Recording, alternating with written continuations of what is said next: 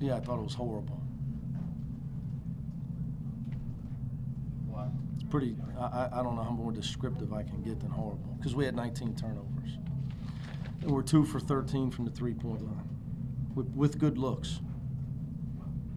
2 for 13 from 3 with good looks, 19 turnovers. We're not a very good offensive rebounding team. That would be the third reason. We got to figure out how to become one. We had 30 misses, only got 12 of them. So all this stuff about how big we are,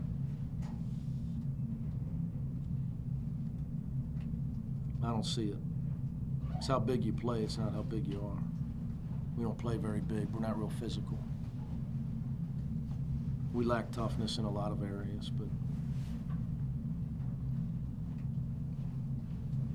what's your message to the team, Coach, after a game like we're awful. That was my message. We're awful, and if we don't develop some humility and a better attitude, we're never going to improve. Unhappy with the leadership in our locker room.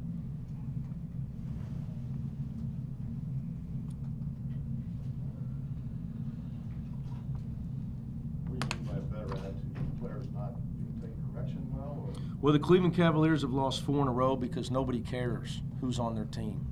Nobody cares about the big three. The other team's got millionaires too. They're trying to win. Nobody cares. Nobody cares. You better learn to embrace the uncomfortable things that go into winning, which is execution, effort, hustle, defense, rebounding. Realize how hard it is to be a good player at this level and to become a good team. And our leadership has not got the job done. We got too many guys worried about the wrong things. These are things I assume, Coach, you talked to them about in practice.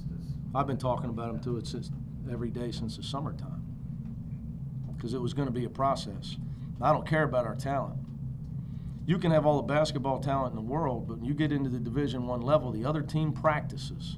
They have older guys, they help, they rotate, they make adjustments. You just have guys take the ball away from you?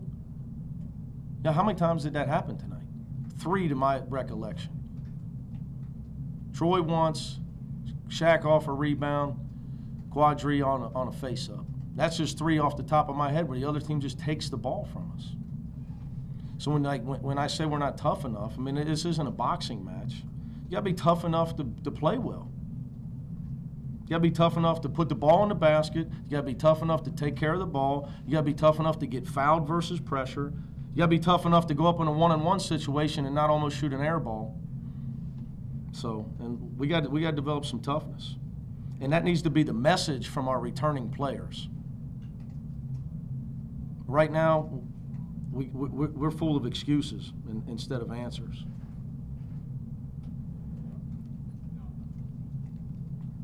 And that's just the truth. Do you think this gets the retention more as opposed to what I don't, you got to ask them. What I think is what I've told them, that our season will be based on if we're tough enough to get the job done. Everybody's got talent. Last year, I had the 3 toughest guys in America, and I told everybody, and that's why we won. They were tough enough to get the grass cut.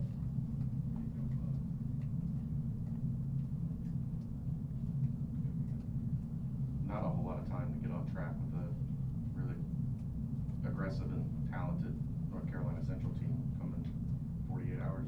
I don't even know. I mean, the other team is the least of my worries, but if you're going to ask me about Lavelle and his team, he's the most, probably the best coach that's unknown in the country.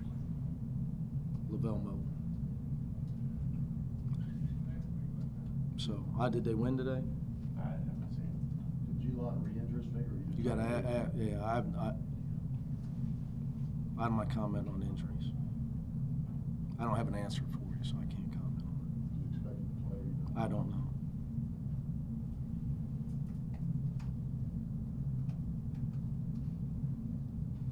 Why do you think they're able to get the job done on the defensive glass like they have, but struggle so much? Playing Eastern Illinois, and all credit to Jay and his kids, they play as hard as they can. They're playing the OVC. But they're getting it done on the defensive glass, just not on the offensive glass. So where's the A little bit different. disconnect? Yeah. You're in position on the defensive glass. Offensive rebounding takes beating a block out.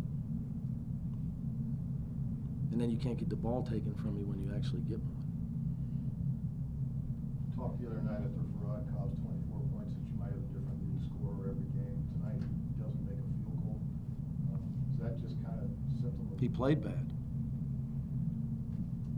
It's a symptom of he was 0 for 5. Missing shots. He airballed a 3 wide open in the corner. I mean, he's not trying to, but he's playing in his first year, Bill. You know, we've got to be, the problem with us is we've got so many new guys, they're 100% fact. New guys are inconsistent. So what you've got to do is, this year for us, we've got to be deep enough to where if Farad's having an off night, Kevin has a good night. If Gary's having an off night, Quadri has a good night. If Octavius is having an off night, then Corey can help him. You know, Shaq and Jermaine. You know, because we don't have anybody that's going to get 20 every night. It's just unrealistic.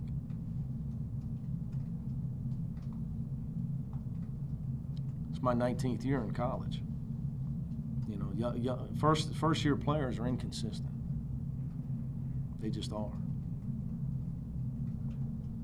And if they're not, they're only in college 1 year.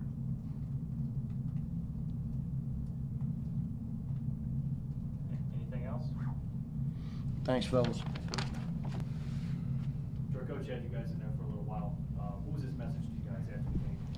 We got to come together as one. There's a lot of, I wouldn't say like bad things going on, but we're still not on the same page as a unit, as a team. You know, some people on that page, some people on that page, some people on this page. And he was basically preaching in the locker room that we all got to come together as one before we start playing against like big time teams, or it's gonna be bad. How much do you think this team needed to hear that from Coach? And I mean, he's been saying it for a long time, but I feel like we got to do it as me, Maine, G, Shaq, the people that's been here, and tell like everybody else what they got to do. Like the young players that, you know, everybody gets angry when somebody yells at you when you make a mistake, and everybody shuts down. And it's not good to shut down when you're on a game. Like, we still need you, and it's not good to shut down at all. So I feel like we got to tell the young players to do better. Like, next play, what is he gonna do? If he take you out, we still need you to come back in later on in the game. So don't be frustrated throughout the whole game.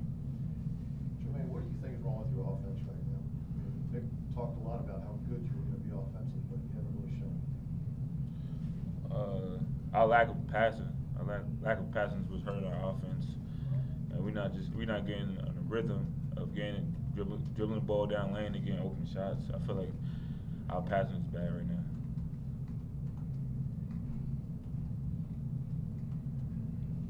Joy, you seem to kind of have an advantage in your matchup. Is that something you were trying to exploit throughout the game, was your size with their backcourt? Yeah, being a big guy, 6'4", playing against a point guard like that. But it's kind of hard, too. It's not all good. On the offensive end, dribbling the ball, he pressuring 94 feet. So I had to put him on my back throughout the game. And he's always under me. It was hard to get him off, so. 19 turnovers. Obviously, you guys aren't happy about that. Is that just carelessness, or how do you explain it? Pretty much carelessness and not being aggressive, and that's what I think it is. I'll say we real stagnant. Not a lot of movement. 19 turnovers. That's not good at all. We got to do better as a unit. You know, getting open, creating better options, attacking the paint more, hitting screens, little stuff like that we got to work on. This game kind of get your attention, Jermaine, because I'm sure these are things Coach tells you in practice, but when you kind of see it manifest itself in a game, does it kind of, do you think, maybe get the attention of your teammates more, what you guys need to get better at? Yeah, I think this game helps our young guys get aware that they got to get better each and every day, and there's no time for lack of focus, and we got a lot of things we got to work with at practice. Anything else for the players?